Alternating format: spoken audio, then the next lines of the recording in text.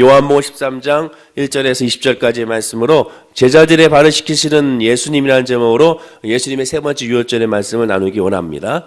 예수님의 3년의 공생애는 유월절의 3년을 의미한다고 거듭 말씀을 드렸습니다. 첫째 날 예수님의 유월절은 바로 성전을 정하셨고, 둘째 날에 우리가 예수님의 두 번째 유월절은 병자를 치료하신 예수님의 모습을 살펴볼 수가 있었습니다. 즉 성전을 정화하시거나 병자를 치유하시거나 결국 이 모든 목적은 유월절, 안식일은 바로 이런 날이라는 것을 우리에게 말씀해 주고 있음을 우리가 알 수가 있었죠. 저 유월절은 예수 그리스도의 어린 양의 피로 죄사함을 받고, 또 안식일은 이 죄사함을 받은 저와 여러분들이 하나님을 예배하는 주의 날인 것을 보게 됩니다. 즉 이 날이 바로 치료의 날이고, 이 날이 바로 회복의 날이고, 이 날이 바로 하나님의 말씀으로 말미암아 용기와 희망을 얻는 날이라는 것을 우리가 깨닫게 되는 것이죠.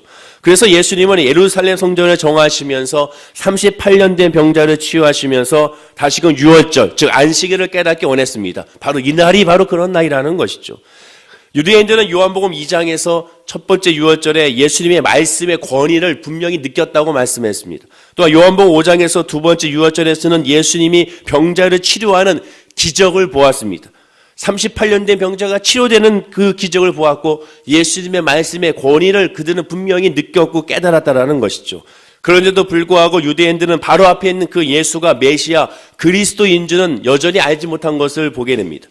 요한복음 5장의 두 번째 유월절의 말씀에서도 유대인들은 38년 된 병자를 치유하신 그 기적에 집중하기보다 예수님이 안식일을 지켰다 지키지 않았다 여기에만 집중했습니다.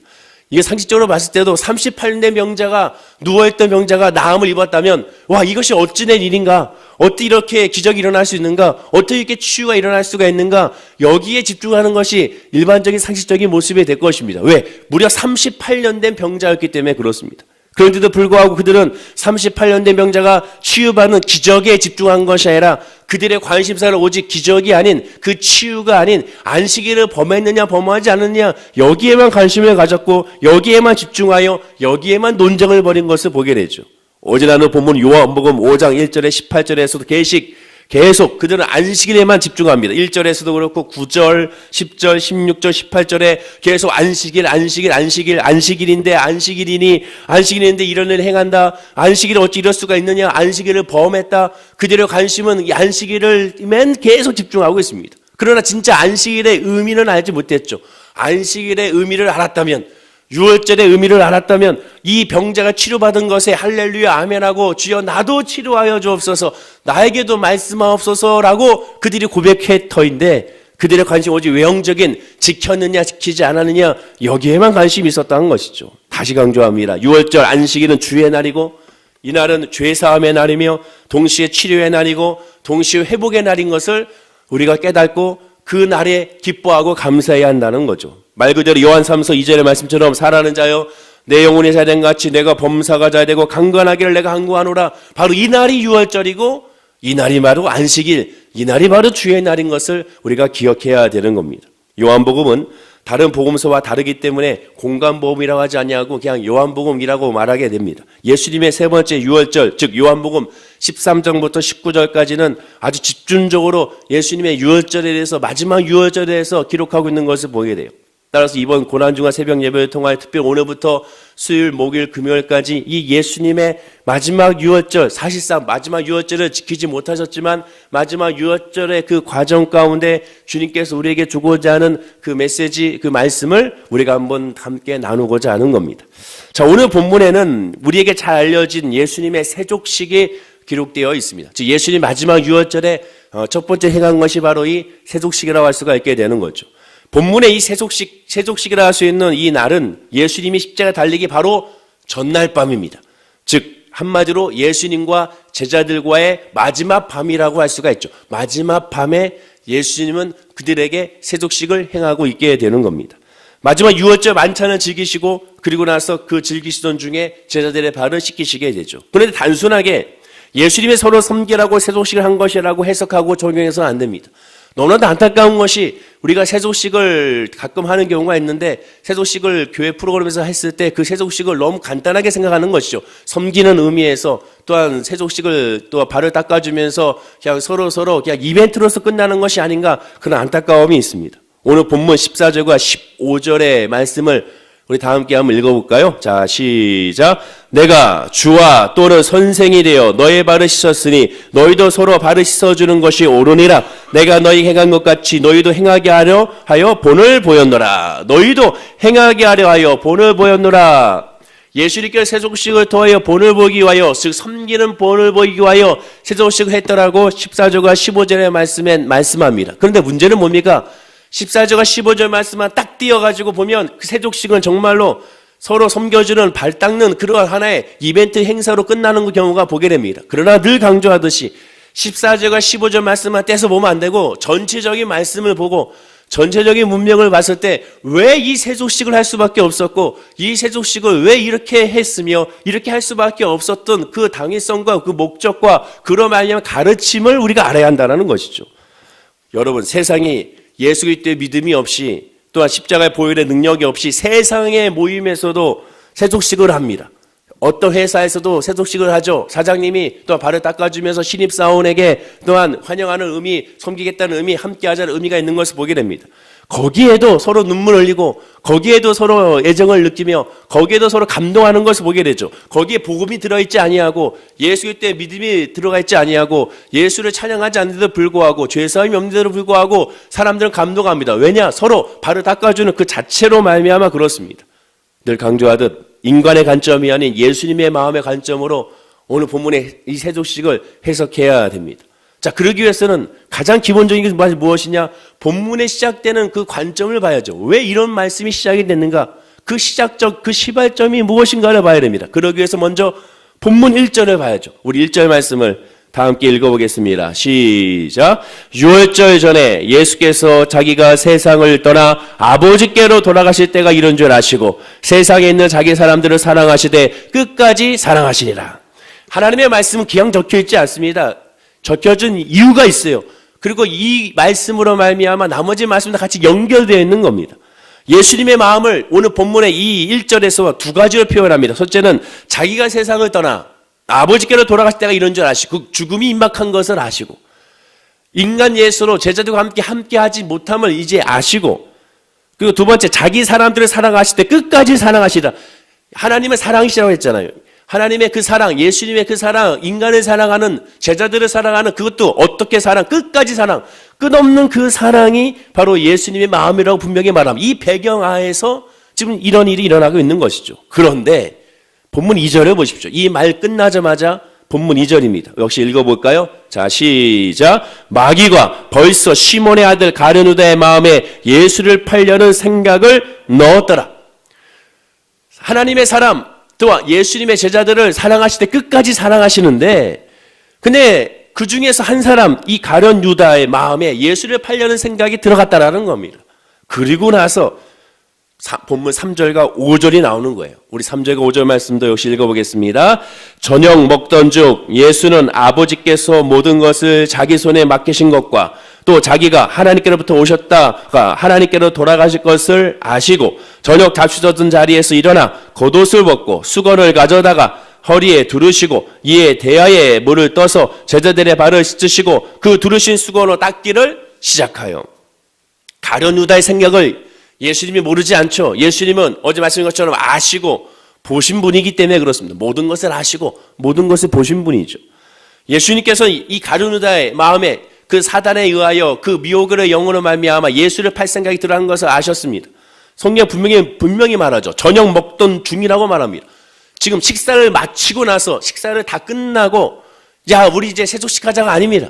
식사를 하시다가 예수님께서 그 식사를 물으시고 그리고 나서 지금 이 준비하신 겁니다. 또 자기가 하나님께로부터 오셨다가 하나님께로 돌아가실 것을 아시고 그 다음에 저녁 잡수던 자리에서 중간에 일어나 겉옷을 벗고 수건을 가져다가 허리에 두르시고 이 대야에 물을 떠서 제자들의 발을 씻으시고 그 두르신 수건으로 닦기를 시작하여 아주 구체적으로 설명하고 있습니다.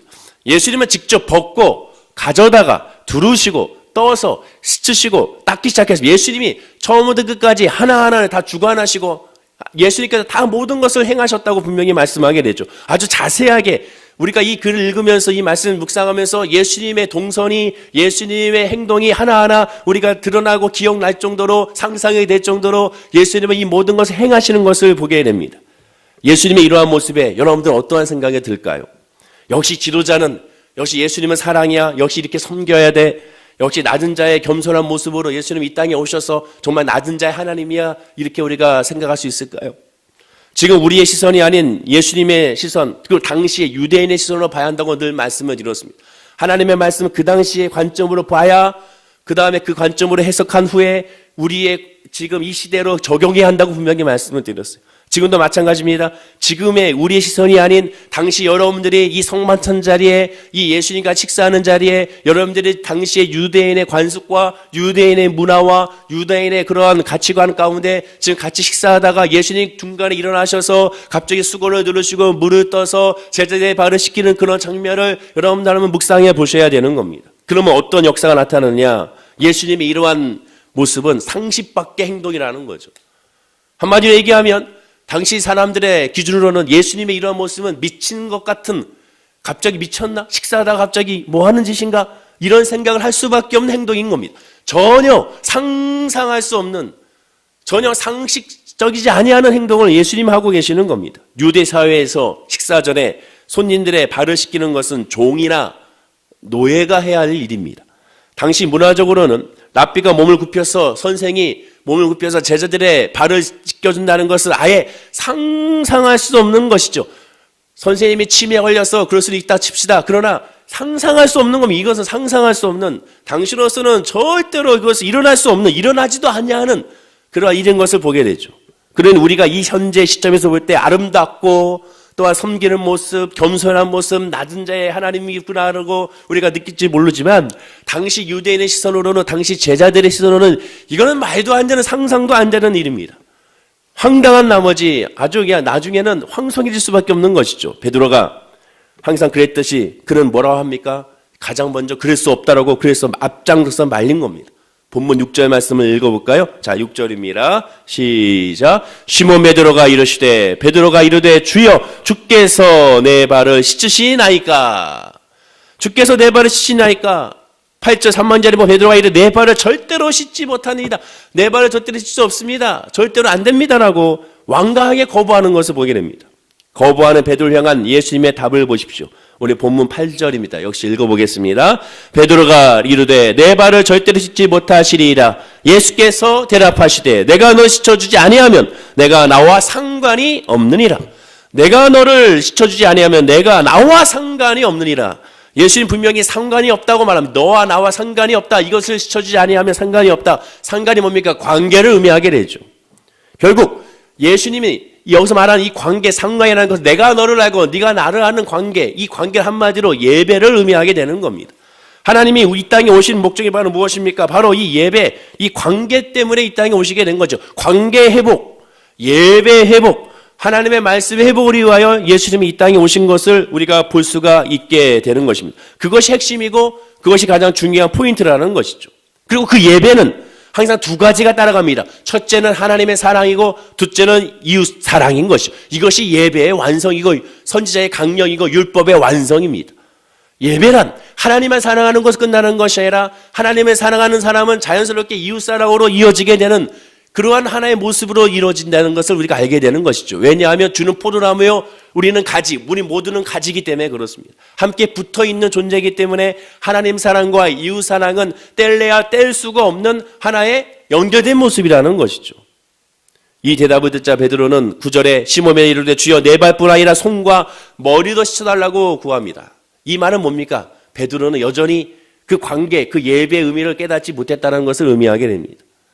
보통 우리가 세족식이라고 말하는 이 세족 사건은 요한복음에만 나와 있는 유일한 기록입니다. 마태, 마가, 누가복음에는 나와 있지 않습니다. 그런데 사실 요한복음의 기록 목적은 뭡니까? 예수님의 사역보다는 예수님이 누구인지를 밝히는 것이 요한복음의 기록 목적입니다. 예수님이 누구신가? 그래서 요한복음 1장은 예수님이 누구신지를 말씀 육신이 이 땅에 오신 분이라는 것을 강조하러 시작하는 이유가 바로 여기 있는 겁니다. 예수님이 누구신지를 계속 강조하고 있는 거예요. 그래서 요한복음이 다른 새 복음서에 없는 사건을 기록했다는 것은 바로 예수님이 누구신지를 더 강조하기 위한 목적인 것을 보게 됩니다. 즉 이 사건을 겉으로 드러난 섬기는 사역보다 단순하게 서로 섬기는 것으로 해석하고 종용하기보다 예수님이 누구신지에 대하여 초점을 맞춰서 해석해야 한다는 거죠. 즉 세족식도 예수님이 누구신지를 예수님이 누구신지를, 무엇 때문에 이 땅에 오셨음을 알려주는 그러한 예수님의 사역이었다라는 겁니다. 예수님이 제자들을 가르치는 방법은 항상 이랬습니다. 마태복음 13장 34절에 예수께서 이 모든 것을 무리에게 비유로 말씀하시고 비유가 아니면 아무것도 말씀하지 아니하시라. 비유가 아니면 아무것도 말씀하지 아니하시라. 왜? 비유가 아니면 왜 아무것도 말씀하지 않습니까? 비유가 아니면 깨달을 수가 없기 때문에 그렇습니다. 인간의 눈높이로 할 수 있는 방법은 비유일 수밖에 없죠. 비유가 아닌 다른 말씀으로는 인간이 이해도 안 되고 깨달을 수도 없고 묵상할 수도 없기 때문에 그렇습니다. 즉 세족식은 예수님의 분명한 메시지가 있다는 거죠. 다른 말로 우리는 지금껏 제자의 발 씻어주는 그러한 예수님 행위에만 너무 관심을 갖고 있었다는 겁니다. 그래서 보통 우리가 적용하는 것은 그래 우리도 예수님을 닮아서 서로 자기를 낮추고 남을 섬겨야 한다, 여기에만 집중하고 있다는 것이죠. 그래서 세족식은 교회 단골 프로그램으로 많이 사용하고 있는 것을 보게 됩니다. 물론 반드시 그래야 되지만 거기에만 집중해서는 안 되는 겁니다. 대부분의 성도가 간과하고 있는 것이 있습니다. 그것은 바로 오늘 본문에 나와 있는 예수님의 마음이죠. 그 마음을 먼저 찾아야 됩니다. 자, 그 마음은 어디 있다고 얘기해 드렸습니까? 요한복음 본문 1절과 3절 안에 있는 바로 2절 말씀에 있습니다. 그런 의미에서 다시 한번 읽어볼까요? 본문 1절과 3절 말씀은 이 말씀이 가장 중요하니까 다시 한번 읽어보겠습니다. 자, 시작. 유월절 전에 예수께서 자기가 세상을 떠나 아버지께로 돌아가실 때가 이른 줄 아시고 세상에 있는 자기 사람들을 사랑하시되 끝까지 사랑하시니라. 마귀가 벌써 시몬의 아들 가룟 유다의 마음에 예수를 팔려는 생각을 넣었더라. 저녁 먹는 중 예수는 아버지께로 모든 것을 자기 손에 맡기신 것과 또 자기가 하나님께부터 오셨다가 하나님께로 돌아갈 것을 아시고. 요한복음 13장에 사실상 주인공을 할 수 있는 사람은 누구냐? 가룟 유다입니다. 오늘 본문 이후에도 계속 유다의 이야기가 계속 나옵니다. 어찌 보면 유다가 주인공이라 할 수가 있습니다. 예수님은 지금 이 자기를 팔려는 사람, 이 가룟 유다, 자기를 배반한 유다의 발까지도 씻어주신 것을 우리가 보게 됩니다. 분명히 12절과 20절에 보면 예수님은 발을 다 씻기신 다음에 제자들도 서로 섬기라고 가르쳤습니다. 역시 하나님 사랑과 이웃 사랑이죠. 그리고 나서 21절 읽지 않았지만 21절에서 29절까지 가룟 유다의 배반을 예고하고 있습니다. 그리고 그 예고를 30절에 보면 유다가 그 조각을 받고 곧 나가니 밤이러라 라고 말합니다. 즉 이 요한복음 13장에 보면 예수님은 제자들과 마지막 밤을 보내고 있고 그런데 그 중에 가룟 유다가 예수님을 배반할 것을 아시고 그런데 그 배반할 그 가룟 유다를 예수님은 너무나도 사랑하시고 그를 사랑하셔서 그를 회개하기를 원하셨고 그를 회개하기 위한 방법으로 결국 세족식이라는 방법을 예수님은 선택하셨다는 것을 의미하게 되는 겁니다. 한 사람의 유다를 위하여 세족식을 선택한 것이고 그 한 사람을 위하여 말씀을 전하는 것이고 그 한 사람이 바로 가룟 유다이며 또 그 한 사람이 제자들이고 그 한 사람이 바로 저와 여러분이라는 것을 오늘 본문은 우리에게 말씀해주고 있게 되는 겁니다. 이 요한복음 13장 말씀을 여러분 집에 가서 한번 읽어보십시오. 가만히 묵상해 보십시오. 과연 이 요한복음 13장의 주인공이 바로 누군가? 예수님의 시선은 계속 어디에 꽂혀 있는가? 가룟 유다에만 꽂혀 있습니다. 가룟 유다. 요한복음 13장에서는 계속 가룟 유다 그 한 사람을 위한 어찌 보면 말씀이라고 할 수 있을 정도로 예수님은 이 요한복음 13장에 계속 가룟 유다에 대한 안타까움을 전하고 있습니다. 나중에는 예수님은 노골적으로 세족식이 끝난 후에 여전히 깨닫지 못하는 유다를 향하여 노골적으로 말씀하죠. 본문 21절에 예수께서 이 말씀을 하시고 심령이 괴로워 증언하 이르시되 이 말씀은 심령이 괴로워 증언하 이르시되 내가 진실로 너에게 이르노니 너희 중 하나가 나를 팔리라 하시니 본문 26절에는 예수께서 대답하시되 내가 떡 한 조각을 적셔다가 주는 자가 그니라 하시고 곧 한 조각을 적셔서 가룟 시몬의 아들 유다에게 주시니 아예 노골적으로 가룟 유다에게 바로 네가 나를 배반할 걸 내가 알고 있으니 회개하라는 것을 바로 유다에게 예수님은 전하고 있습니다. 즉 세족식은 유다야 회개하라는 뜻이죠. 유다야 그 마음에서 벗어나라는 뜻입니다. 놀라운 것은 유다에게 계속 예수님은 발을 씻겨가면서까지 그에게 기회를 주고 또 기회를 주고 기회를 또 주셨다는 겁니다. 씻기실 후에도 한 제자가 배반할 것이고 또 누가 그러려는 한 가지 힌트까지도 주시고 제3, 제사 뉘우치도록 촉구하고 있는 예수님의 마음을 우리 요한복음 13장에서 계속 찾아볼 수가 있게 되는 겁니다. 그럼 왜 이런 기회를 계속 주시겠습니까? 처음으로 다시 돌아가자면 바로 이것이 유월절이고 이것이 안식이 주의 날이기 때문에 그렇습니다. 끝까지 살아간다는 의미가 유월절의 의미고, 그래도 살아간다는 의미가 유월절의 의미고, 그런데 불구하고 나를 섬기고 나를 예비하지 않아도 어린 양의 보혈의 피만 문설주에 바르며 산다는 것이 하나님의 뜻이고 마음인데, 그러니 그 모든 것을 알고 있으니 그냥 나를 바라보라는 의미가 바로 예수님의 말씀의 의미, 유월절과 안식일의 의미가 되는 겁니다. 그렇습니다. 예수님은 유다를 알면서도 유다를 제자로 받으셨고, 그의 배반을 알면서도 그의 발을 씻기신 것을 우리가 보게 됩니다. 다시 강조합니다. 예수님 바로 이것 때문에 이 땅에 오셨고 죽으시고 부활하셨다는 것이죠. 그렇다고 오늘 본문에 제자들의 발을 씻기신 예수님 보면서 우리가 진정 무엇을 깨달아야 되느냐? 예수님이 자기 앞에 무릎을 꿇고서 자기의 발을 씻어 주었을 때 제자들의 반응이 어떠한지를 보십시오. 베드로의 반응이 어떠한지를 보십시오. 또한 유다의 반응이 어떠한지를 보십시오. 그리고 나는 과연 어떤 반응을 오늘 말씀을 통해 보일지를 한번 점검해 보려는 겁니다. 나는 나의 발을 씻는 예수님의 그 모습, 그 의미, 그 마음, 그 눈을 보고 있는지를 살펴봐야 되는 겁니다. 우리가 잘못 착각하는 건 무엇이냐? 세조식을 할 때 발만 보고 닦습니다. 그러나 세조식은 발을 보고 닦는 것이 아닙니다. 우리의 손은 발에 놓여 있을지라도 우리의 시선은 그 사람의 눈에 놓여 있는 것이 세족식의 의미가 되는 겁니다. 예수님이 발을 닦아주면서 그냥 발만 봤을까요? 전승에 의하면 예수님은 그들의 눈을 하나하나를 맞췄다고 얘기합니다. 왜? 마지막 밤이기 때문에 그렇습니다. 더 이상 이 제자들과 함께 할 수 없는 밤이기 때문에 그렇습니다. 마지막 그들에게 세족식을 통하여 예수를 전하고 복음을 전하고 늘 주님을 바라보게 하고자 하는, 각인시키고자 하는 예수의 마음을 알 수가 있게 되는 겁니다. 본문에 예수님의 세족식을 통하 이 한 사람 때문에 예수님은 세족식을 통하 유다를 바라보셨습니다. 그 눈빛을 통하여 회개하라는 거죠. 나의 시선을 맞추라는 겁니다. 그런데 죄 있는 사람은 절대로 그 눈을 볼 수 있을까요? 눈을 보지는 못하죠. 그러나 눈을 봐야 되는 것이, 그것이 복음입니다.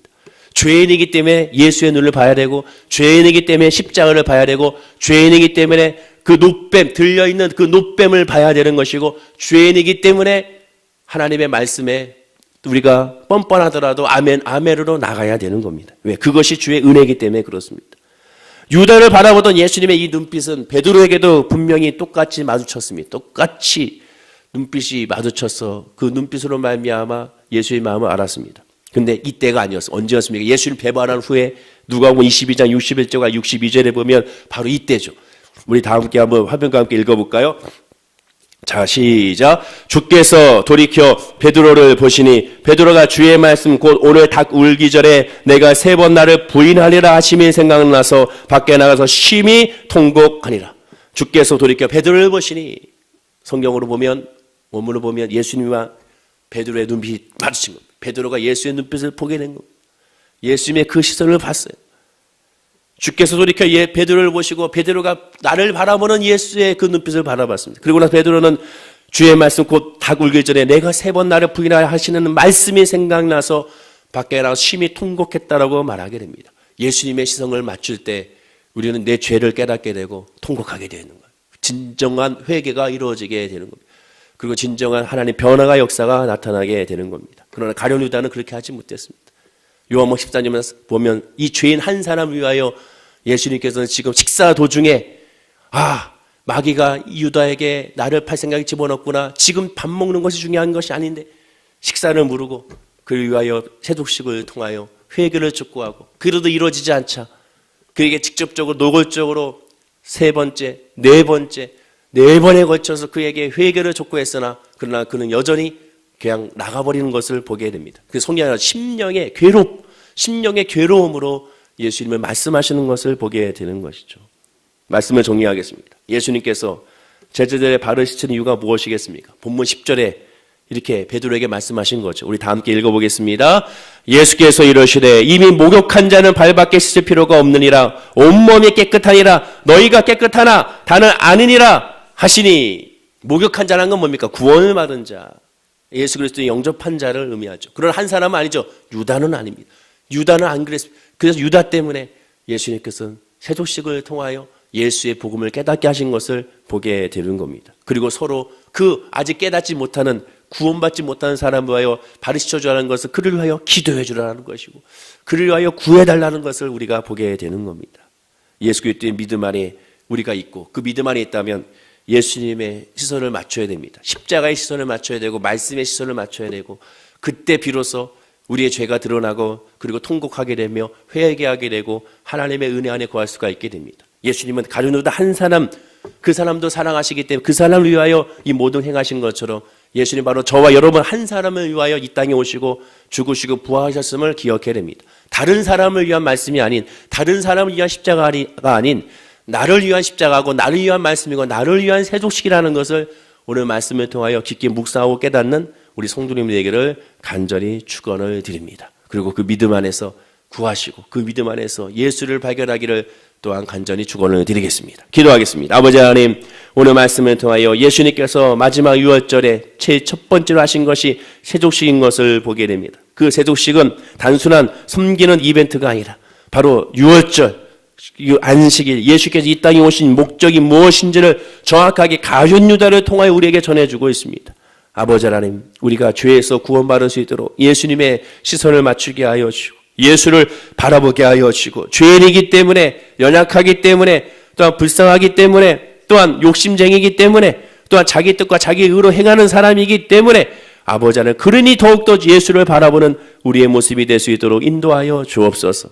예수를 바라보지 아니하면 아무것도 이루어지지 아니하고 예수를 바라보지 않으면 결코 승리할 수 없으며 예수를 바라보지 아니하면 결코 복을 받을 수 없음을 다시 한번 깨달아 알아가는 우리 모든 성도님들이 되게 하여 주옵소서. 그리고 예수를 바라볼 때 베드로처럼 하나님 앞에 심히 통곡하는 모습, 회개하는 모습, 주 앞에 엎드리는 모습이 우리의 심령에 있게 하여 주옵소서. 감사와 찬송을 주께 드리며 예수님의 이름으로 기도드립니다. 아멘.